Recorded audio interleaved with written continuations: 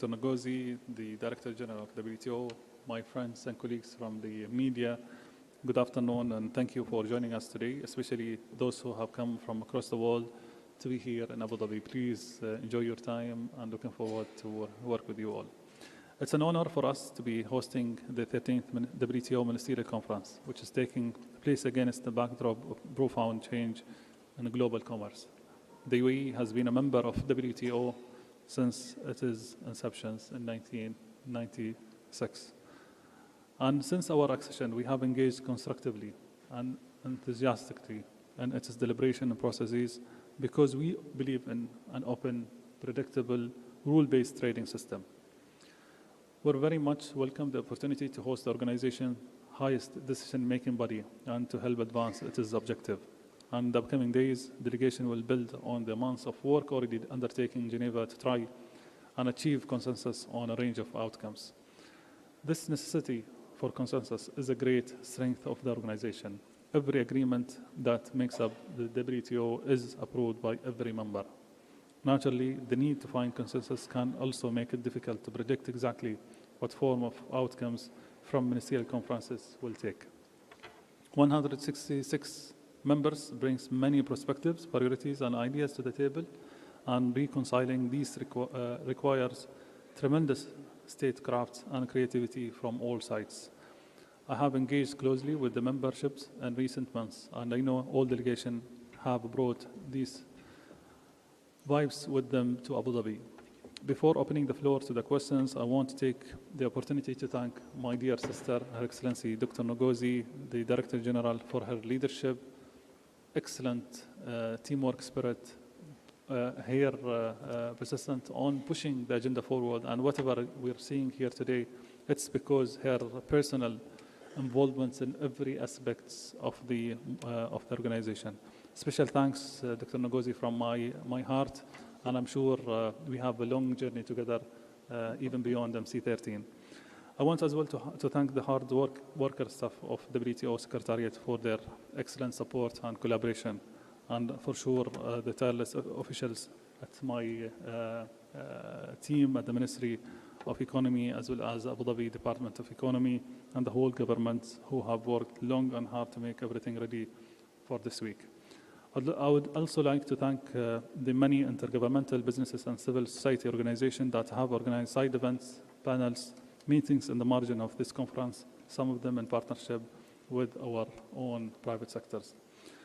Though the WTO is a member-driven organization, ministerial conferences are about the whole world coming together to tackle the pressing issue and trade. I'm very grateful to see many distinct voices represented. Ladies and gentlemen, we have a long week of negotiation ahead of us, and the final outcome may not be certain until the final swing of my gavel. However, at a time of uncertainty, it is heartening to see ministers from all over the world gathering here in Abu Dhabi in a good faith efforts to find consensus. I'm looking forward to working with them, with Dr. Ngozi and her team, to find consensus and taking the commitments on the global trade forward. Thank you. Thank you, Your Excellency. I would now like to give the floor to the Director General for her opening statement. Thank you, Dan, and welcome. I see a lot of familiar faces in the room, so it's good to see you. Welcome to Abu Dhabi. For my opening, I just want to make 3 points. I think the first is that the multilateral trading system has shown a lot of resilience and is delivering in spite of challenges in the global environment. And the multilateral trading system with the WTO underpinning it is still delivering 75% of world trade, still on WTO terms. We just saw 2 new members, Comoros and Timor-Leste, join the organization, and we have 22 more in the queue. And you can see the joy with which they are celebrating, still celebrating their having joined. Joining the WTO is not an easy task.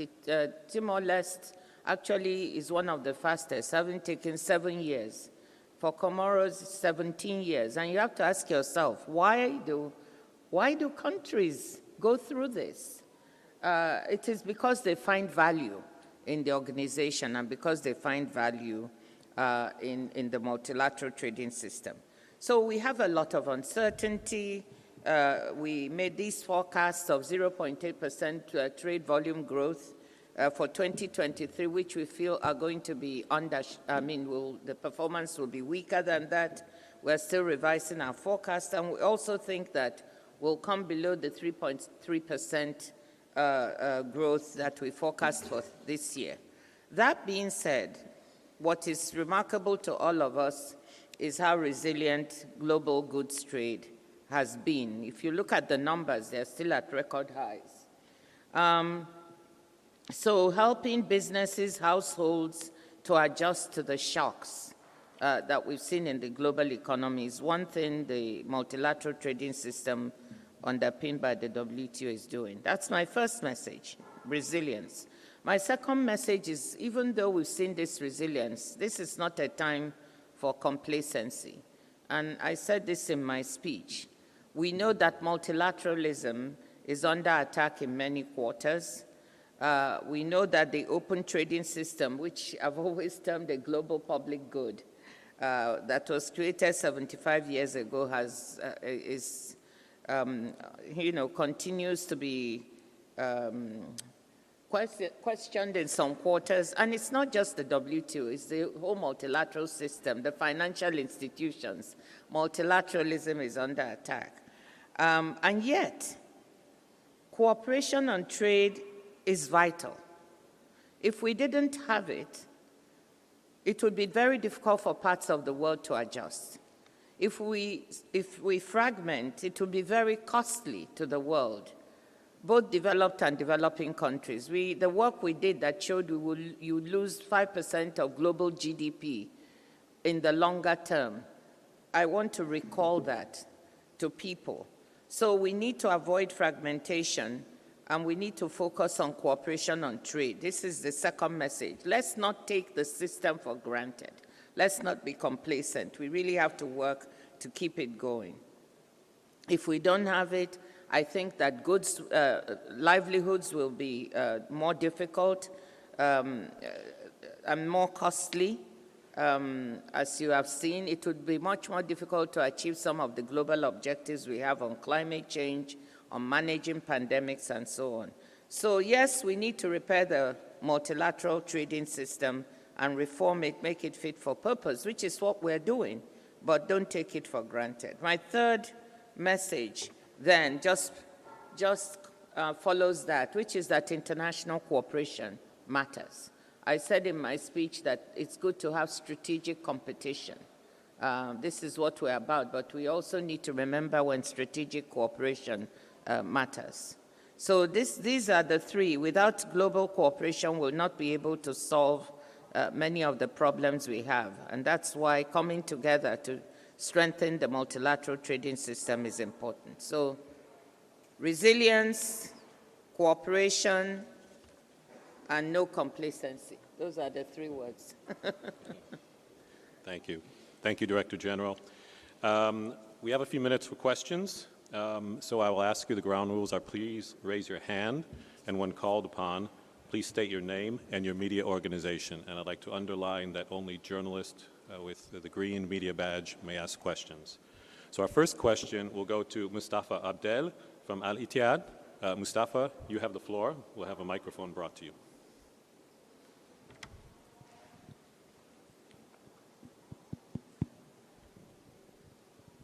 Thank you, Dan. Dr.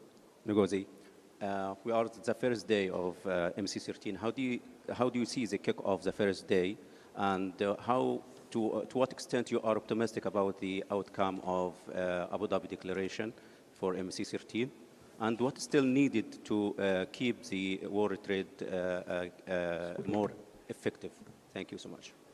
Well, thank you very much, Mustafa, for that question. Yes, you're right. You asked about the first day. I don't know how many of you were in the room, but I've not seen such excitement in a long time. And I think there were two things that were exciting. So if you're there, you'll see for yourself. The accessions, because we haven't had any accessions in 8 years. This generated a lot of excitement. Two, the ratifications, which we celebrated. By the end of this week, we will now have 70 ratifications. That leaves us only 40 for fisheries subsidies 1, which means that we're within sight of being able to ratify the fisheries subsidies agreement. And if we do that, it will be the fastest ratification. So I think those things, have generated a lot of excitement. How do I see things going for the rest of the meeting? Well, we have a number of very important deliverables on the table that we are trying to achieve. These are things that matter for people. Let me just take fisheries. We did the first part. I want to recall that for 20 years, more than 2 decades, this agreement was on the table and being negotiated, and it never closed. We were able to close the first part at MC12 18 months ago, and we are working hard to close the second part. Why is it so important? This is all about sustainability of our oceans. So, Go ahead, it's the other one. oh, it's next door. Oh, as I was saying, it's not just about getting an agreement. It's about sustainability of our oceans. Our oceans are becoming 50% overfished. So what we're doing here is very important for people's lives. 260 million people depend on fisheries. So that's just fish 1. If we close it, this is what we're doing, delivering for people. Agriculture is another area that has been difficult. And I want to remind you again that for 20 years, we've not been able to land an agreement on agriculture. So people tend to forget these things and take things for granted. I'm very proud that after 20 years, we're able to break the back of fisheries, and we're working to deliver fish too. Similarly, agriculture is very difficult. It's a domestic issue for every country, so that's why it's difficult. For the first time, we have members negotiating off the same text. We were not able to do that in MC12 even. It fell up, and now we've got that, and we were cautiously optimistic that we'll be able to land an agreement, even to provide a basis for continued work in the future. That would be huge. We are not able to do that at MC12 for agriculture. Having members negotiate off of the same text is already a huge achievement. That's just 2 things that we're working on. I just want to mention another one. We're hoping that there's an investment facilitation agreement, which is a plurilateral agreement, but it has 126 members working on it, 3/4 of the membership. This is big. Just closing that here, which they are trying to do, would be very significant because it clears away the bureaucracy in the way of investment in many of the developing countries. Thank you, Director General. Doug Palmer from Politico, you have the floor. If we can have a microphone for the gentleman in the center. May I? I'm very sorry.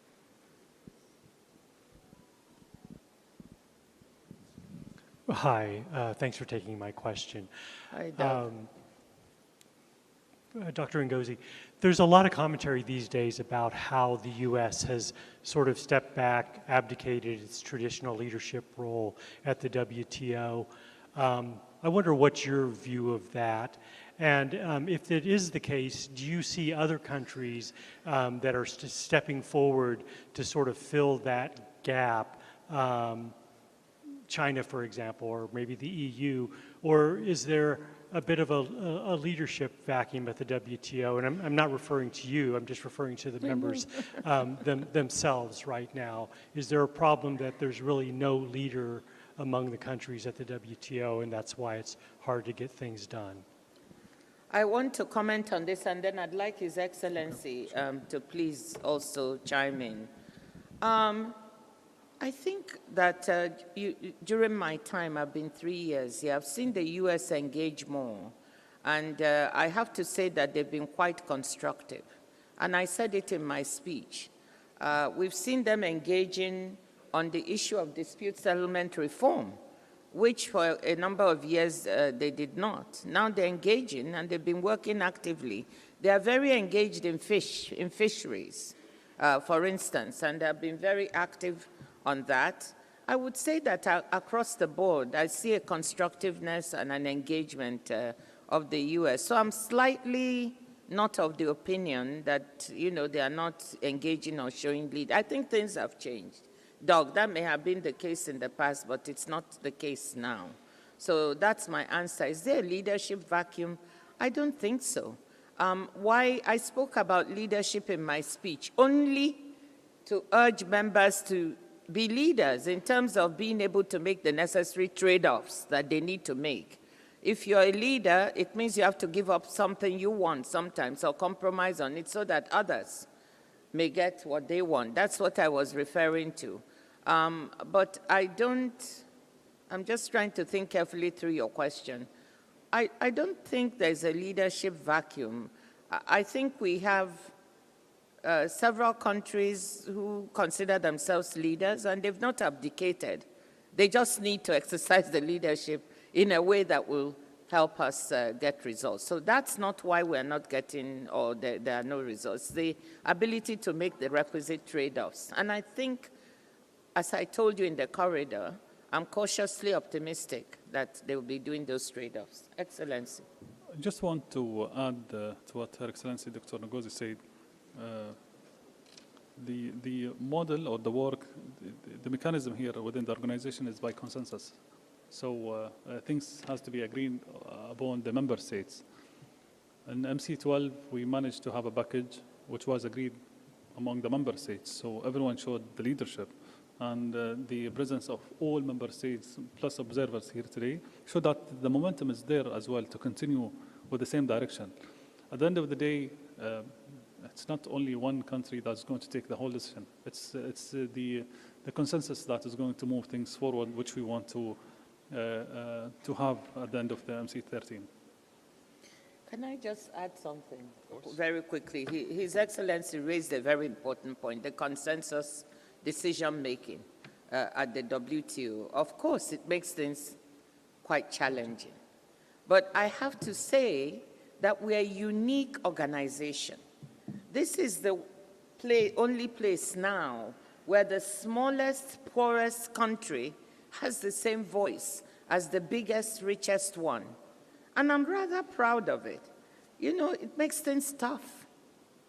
But it also means that everybody has an equal respect and equal ability to participate. And that is very rare. And that's why the WTO is precious. Thank you. We're going to take a question in the front, the gentleman from Togo, whose name I cannot recall. I believe he will pose his question in French, if I'm not mistaken. Vous parlez en français? Komigada du Togo. Oui, oui. Madame la directrice, je vous salue avec tout le respect possible. Alors, vous avez, l'OMC pense lancer, ou bien vous avez déjà lancé, le fonds des femmes exportatrices dans l'économie numérique. Alors, vous savez, quand on prend les PME, ce sont les femmes qui contribuent beaucoup à l'agriculture, même au commerce. Mais malheureusement, ces femmes ne maîtrisent pas l'outil informatique, ne disposent même pas de l'Internet jusqu'à se connecter et participer quand même à l'économie numérique. Alors, dites-moi, avec ce fonds, qu'est-ce que vous voulez faire pour que ces femmes puissent sortir de ces problèmes d'accès à l'Internet pour arriver à avoir, par exemple, à pouvoir exporter et avoir les informations nécessaires et accroître leur rentabilité? Bon, merci pour la question. Je vais répondre en anglais. Je pense que c'est plus facile pour moi, plus vite, plus rapide. I don't agree with you that women are not involved in trade. Both of us are from West Africa. Who trades in West Africa? It's the women. So they do all. They do agriculture, like you said, but they are also in trade. So, but you're right. We need to also help those who are involved purely in agriculture. Most of the women, they farm, they process, right? And they sell in the market. So what we are trying to do with this fund initially is to first help those who are already trading digitally. You know, the idea is to scale them up because many of them have very small scale businesses. And most of the time when they want to expand, they don't have access to funding, to financing. So we are going to target those who are already doing business digitally. Then for those who are not, we have not forgotten them. We have another project with the World Bank where we are trying to help African countries get digitally connected, the digital divide, to take care of the problem you're talking about. We are starting with 9 pilot countries in Africa, and we also had a very good launch of that here. I don't know if you saw that. We had a digital trade in Africa launch. And these 9 countries, Togo is one of them. So we are going to help Togo to get the hard infrastructure to connect the country, but also the soft regulatory framework. And that is how we are going to try to work with those who don't have connectivity, because you're right, you can't trade digitally if you're not connected. So we are working from 2 ends. Thank you. In the interest of gender balance, I'm going to start calling on some of our women reporters. So Emma Farge from Reuters, and then after I'll take the lady in the front of me. Good morning, or sorry, good afternoon, Director General. I'm a bit jet lagged. I wanted to ask you if you're satisfied with the level of ministerial participation so far.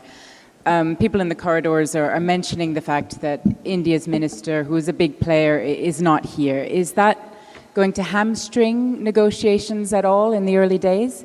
And may I also ask a question for the host? I was wondering what you can do to help with negotiations behind the scenes. Do you have teams that can help put pressure on countries, or what devices do you have in place to really try to get a deal this week? Thank you. Well, thank you, Emma. Good to see you. I think the level of participations of ministers is excellent.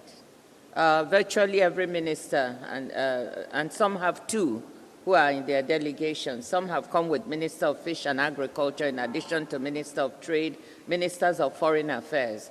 I think about India, we knew ahead of time. If you recall, India is going through an election. So the minister is very politically engaged. Since he told me he's running for a seat himself, so he has to spend some time. And I know that tomorrow there was a long-planned event in Delhi, a textiles expo. He's also Minister of Textiles, so he has to be there because the Prime Minister is opening it.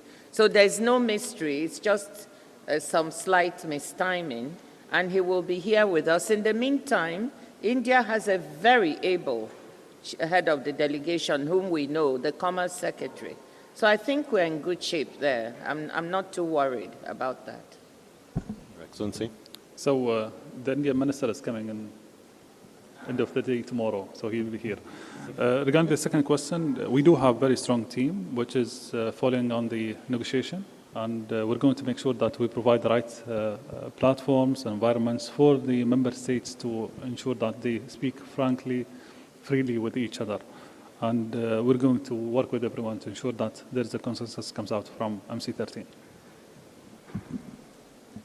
Thank you. The lady has been very patient with me. I will give her the floor. Madame, vous avez la parole. Merci. Je salue le présidium, surtout Madame Ngozi, pour le travail abattu jusque-là. C'est un travail de titan et je l'admire beaucoup. Félicitations, Madame. Cela dit, j'ai 2 préoccupations. La première, les travaux de la conférence, 13e conférence, sont lancés ce matin. Et vous avez énuméré un certain nombre de sujets ou de questions, si vous voulez, qui seront au menu des négociations. Lesquelles nous allons retenir principalement. Vous allez me dire que toutes les questions, les sujets énumérés sont importantes, mais les plus en vue. si vous pouvez, s'il vous plaît, revenir sur quelques sujets importants, nous allons tenir compte de ça. La deuxième préoccupation, tout à l'heure, dans votre introduction, vous avez 3 objectifs, entre autres, réparer le système multilatéral commercial. Et je vous pose la question de savoir quels moyens, par quelle alchimie,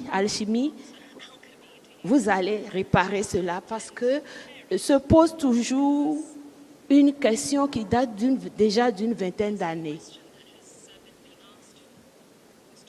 Même si à 2 jours, vous avez signé un partenariat sur le coton avec la FIFA, le groupe du C4 est satisfait, mais reste encore insatisfait.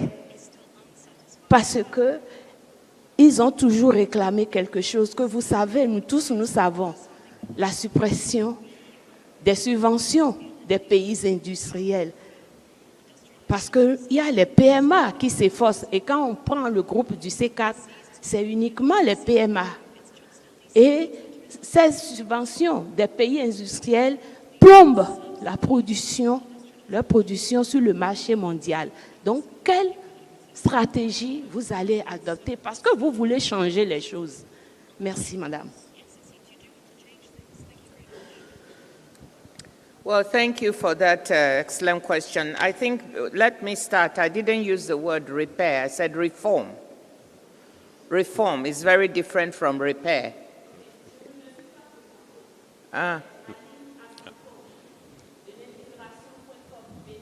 Benin. Enchanté, madame. Sois le bienvenu. Donc, je dis réformer. Ça, c'est vraiment différent de l'autre. Hein? Repair is not the same as reform. So I said, we have a system, we have to reform it, and we are reforming it. Okay. But to get to your question, look, every single thing we are working on is important in the sense that it impacts on people. There are not that many things, so it's not like we have a long laundry list. We are working on delivering fisheries.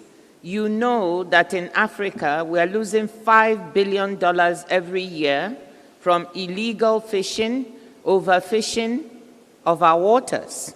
And we have 12 million people that depend on fisheries for a livelihood on the continent. So this is important, that we want to do this to get this agreement to manage what is happening and stop that. So that's important. You just mentioned agriculture and cotton.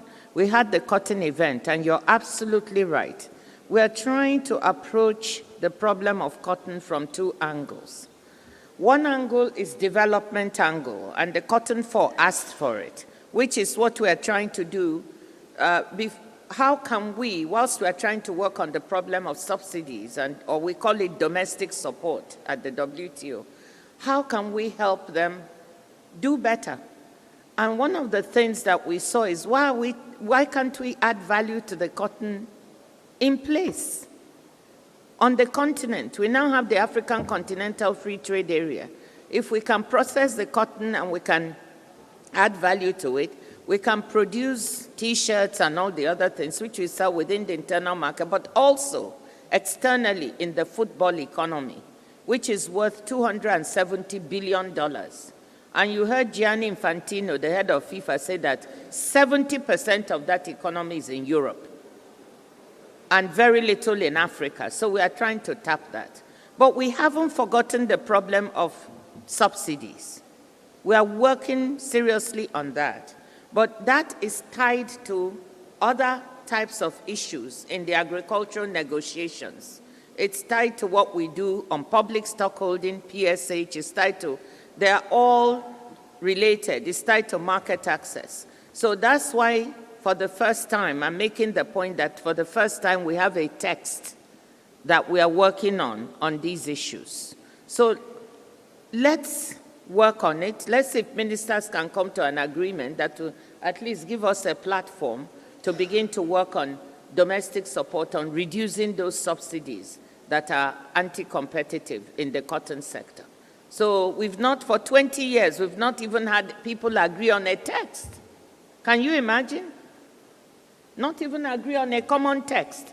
This is the first time we have people here negotiating on a common text. So that is already a major advance.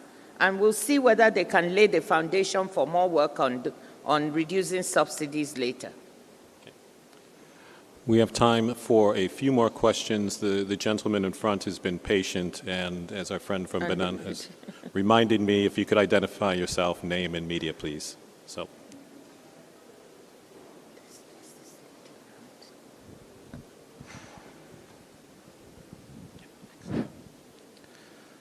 I'm SM Rashidul Islam from Bangladesh, working at National News Agency. Sorry, from where? Bangladesh, working at National News Agency. Madam DG, WTO agreements never had any labor rights issues in them. Recent draft fisheries subsidies agreement had an issue of forced labor and prison labor. Is it a new shift from the original mandate of the WTO? Another question, does WTO focusing on more in environment protecting issues?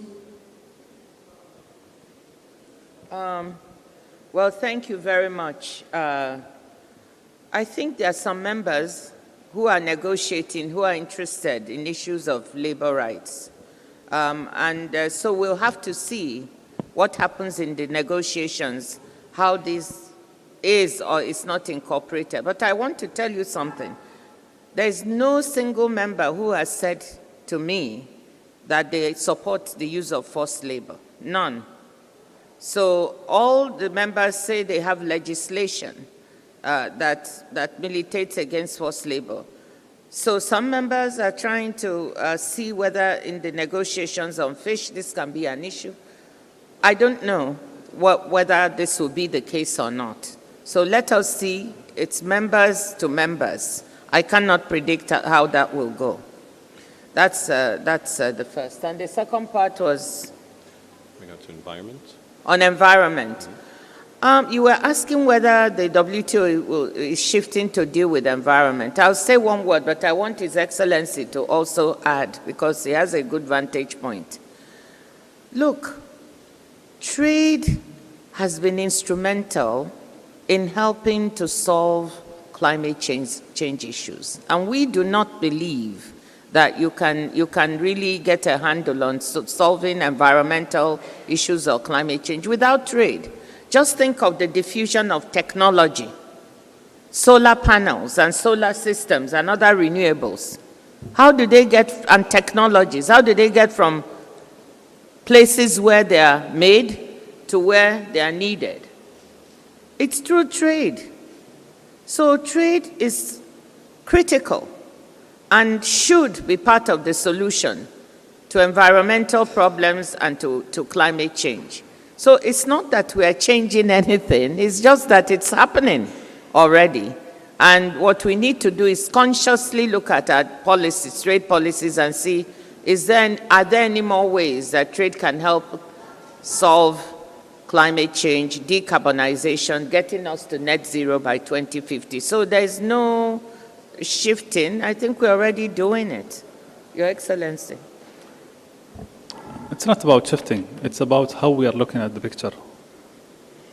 We can look at not only the sustainability and environment, we can look at technology as a threat, but at the same time, it can provide huge opportunities.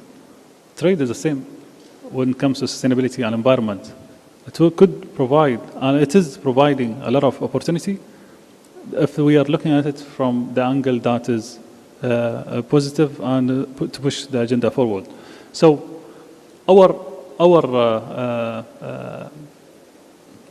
overview of the topic and all other topics, that we always have to look at the bright side and how can we use those to flourish the growth of the global trade. And if it's going to be about sustainability, we welcome it, and we're going to push that forward if it's going to bring prosperity and development to nations. Thank you, Your Excellency. I think we have time for one more question, and you've been very patient up front as well. I'll give the floor to you. If you could give us your name as well as your media, as well, please. And if we have a microphone for our friend.